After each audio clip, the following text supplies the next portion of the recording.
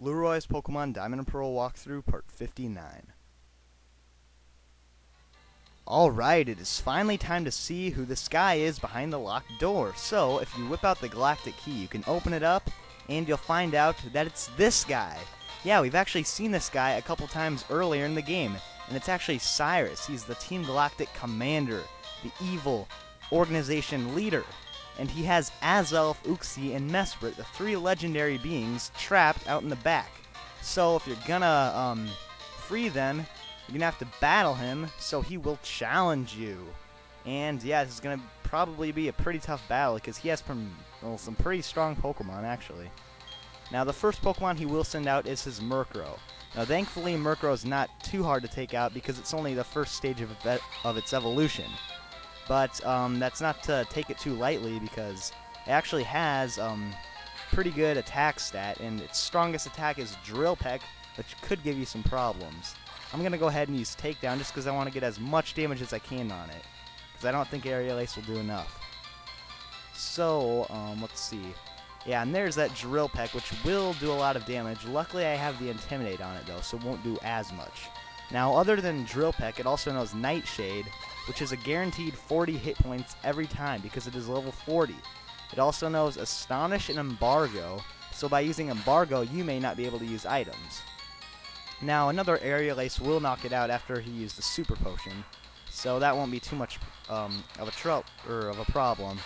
But it did do a decent amount of damage, mostly because of the Takedown recoil, but the Drill Peck did actually do a decent number on me, even though I lowered its attack, so, you know, Murkrow isn't something to take too lightly. Now, the next Pokemon he will send out is Sneasel. Now, level-wise, it is his strongest Pokemon, and it probably is, regardless to the level. It's level 43. Now, any fighting-type move will do the trick on this thing, as it is 4 times weak, and its defenses are really horrible, so, you know, using that will definitely be able to knock it out. But, if you can't manage to knock the thing out, it can hit you really hard. Luckily, I was able to. It only used Quick Attack on me, but if it used one of its other strong moves like Slash or Ice Punch, it definitely would have knocked me out. So, Sneasel, pretty weak on the defensive side, but very, very strong offensively with its attack. His next Pokemon he'll send out is Golbat. Now, fortunately, Golbat isn't too bad. It's mostly just an annoyance Pokemon. It knows Bite, Poison Fang, Air Cutter, and Supersonic. So really, Supersonic's the annoyance part about it. It'll confuse you and all that stuff, but luckily its attacks aren't too powerful. Now, it's probably going to knock me out here if it uses an attacking move, but that's alright because I wasn't planning on using Staraptor the entire battle. I still have Ponyta to bring in and finish it off. So let's just go on to Ponyta here, because it needs a little bit extra experience. So he's kind of starting to, you know, lose a little confidence, and that's good. So he's going to use a Super Potion. Now, I've never seen him use something like a Hyper Potion or a Full Restore, but some people say they've seen him use one when he gets down to the red section, but other than that, I've only seen him use Super Potions, so that'll be something interesting to figure out on your own, because I honestly have never seen him use anything but a Super Potion. Now, right there, I burn him, which is nice, which is pretty much going to make it an easy win for me. Golbat's not going to do much of anything else. All it can really do at this point is confuse me and hope that I keep on hitting myself. But that's probably not going to happen. Bite won't do too much, and the burn will knock it out. So, there you have it. We have defeated Cyrus, the Team Galactic leader. And grab our experience, and, well, that actually wasn't too bad of a fight. I mean, his levels are quite high, but his Pokemon really weren't too hard to take out, so I mean, it won't be the hardest fight you ever have, but, you know, if you don't handle it right, it could be pretty troublesome, I guess. So, if you listen to him, he's kind of like, well, look at this. He gives you the Master Ball. Now, I find this odd. The villain, the arch nemesis, gives you the Master Ball, but you're definitely going to want to keep that for later on in the game.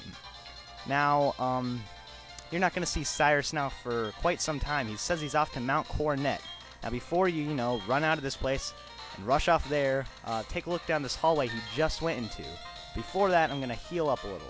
I want Ponyta to be at the highest amount of health it can for this upcoming part of the game. Now, I'm actually not going to worry about Staraptor. I didn't plan on using it anyways. I just want to make sure I have Ponyta nice and healed. So we can head on to this hallway up here to see what's back here. Because remember, we still have to save Azelf, Uxie, and Mesprit. Now, this war panel brings you into a very strange hallway. It's like kind of eerie, you know, with this strange music. A couple scientists in here saying Team Galactic's done too far with all their, you know, experiment stuff. And, you know, I don't know what this is really. It's like these little potion-y tube things, just kind of spooky. But luckily you don't have to stay in here too long. Really, everything is through this doorway right here. Now, when you come inside, you're going to find all the legendary beings. They're trapped. Uxie's in the front, Azelf is on the right side, and way over here on the other side, it'll be Mesprit. Now, it's pretty obvious what you're going to have to do to free them. You're going to have to battle this guy. It's actually Commander Saturn, so it's time for a rematch. And yeah, this is the same guy we fought way back in Lake Valor. So, let's take him on. Now, his team hasn't changed really at all since we fought him in Lake Valor. He actually has all three of the same Pokemon, only this time they're a little bit higher leveled, and I think they might have a few different moves. Now, his first Pokemon's Kadabra, which is very similar to Cyrus's Weavile, because it's really strong attacking. This one only from the special attacking side is its biggest threat, but just like Sneasel, it's really weak defensively, so using physical attacks will do a lot of damage. Now, it does know Shockwave, so be cautious if you are using a Flying or a Water type. Other than that, it knows Psychic, which is a very strong Psychic type move. It also knows Embargo, just like Cyrus's Murkrow, and then it knows Recover as its fourth move, which shouldn't be too bad. Another Strength will take it out, and a critical hit, which is completely worthless. Could have used it on the first turn, but oh well. Alright, he's going to send out his Bronzor next. Now, Bronzor, same old Bronzor you've actually seen, you know, basically the whole game.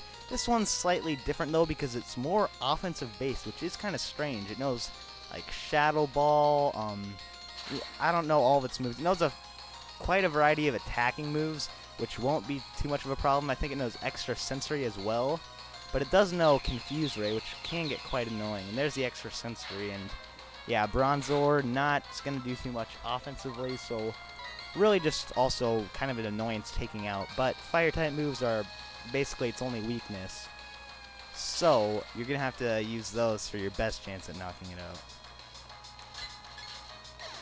So that's going to leave him with his third and final Pokemon, and if you remember from the battle back at the lake, it is actually a Toxicroak, and this one's just a little bit stronger than last time. Now, Toxicroak can have one of two abilities, Dry Skin and Anticipation.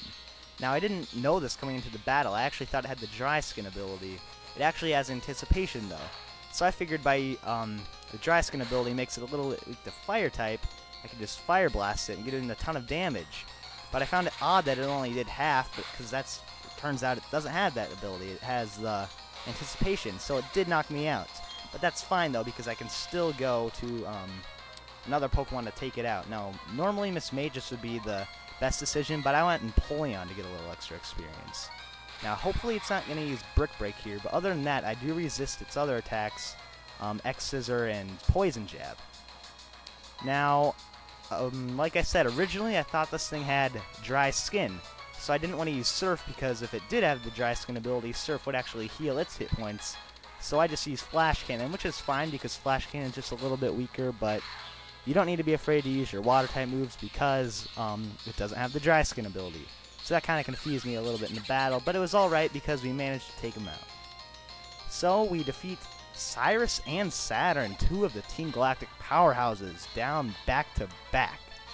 Embarrassing for Team Galactic, really. So we beat him, and, you know, he's upset that, you know, we just keep destroying everyone from Team Galactic, so he concedes defeat and lets you free the Pokemon. So by pressing the red button, all the Pokemon are released from the traps, and they disappear. So then Saturn starts talking about some stuff, but really, all that we have to do now is head over to Mount Coronet and see what Team Galactic is up to.